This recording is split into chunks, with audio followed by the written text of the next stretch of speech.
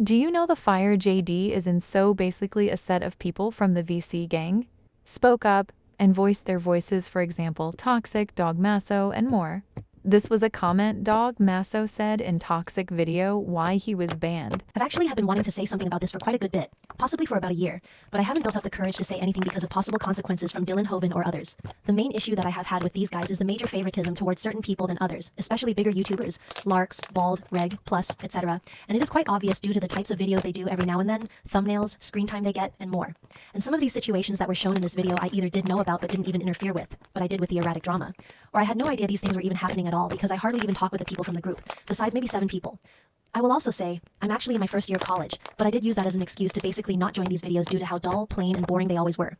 I usually felt quite empty and soulless every time I would join, and to those that might ask me why I still join, that is only if I have absolutely nothing to do and need something to cure my boredom, but it still sometimes doesn't do justice. So the real answer to that question is for no reason. I even tried to intimidate one of my IRL friends that I thought could be perfect to replace me. But every time I would contact Dylan, he would either ignore me or say he will do it, but never does.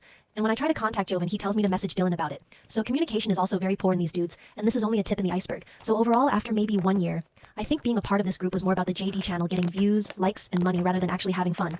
And I couldn't give 2 flying craps right now if I got kicked out because I'm just so fed up with Dylan and Joven's bees.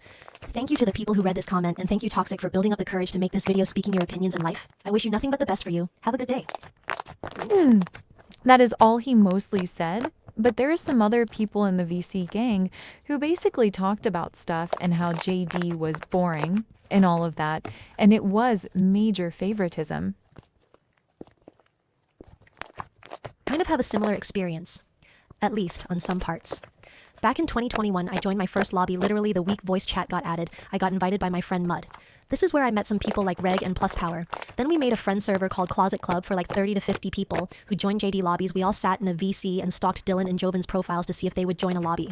Then they made a separate server for these voice chat people to directly join from links instead of public lobbies. I then met some more of my best friends through these years. I was actually the one who invited Erratic since we were both piggy speedrunners at the time. My bad guys.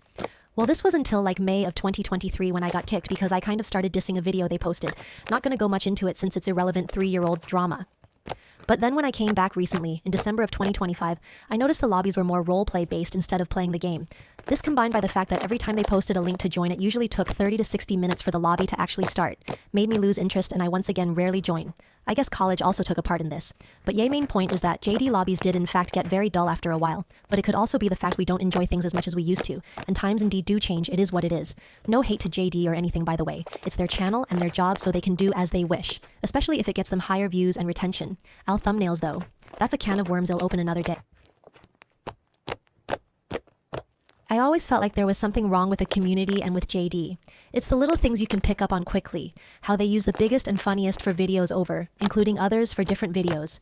JD showed a lot of favoritism, and the loudness the favorited members give just gets tiring after a few more videos. The videos are repetitive, it doesn't keep you hooked, and the fact this is blatantly visible just shows what they're after. They've driven so far off the road that nobody sounds excited to be in their videos anymore. You can hear the empty voices, the silence of the members who barely gets any attention in the videos, and if I ever knew something, it's that silence speaks volumes. So, by the fact you can see it and hear it from others, it's a strong case how internet addiction draws you into this state where you are hungry for more. Fame is a dangerous thing to handle in the greed of man's hands. One wrong pathway and you're hooked for life. Majority of the favorited members has showed inexcusable behavior that needs to be corrected, or their downfalls will come soon. Nothing is safe on social media, and you cannot hide your past for long. Overall, JD has become a literal toxic environment and unsafe for everyone in it. This statement from all the videos gathered about exposing JD members should be said aloud. Spread awareness constantly whilst keeping your own peace of mind. Because even the kindest smiles hide the darkest edges. This video just confirms suspicion on the surface level of what these people have done.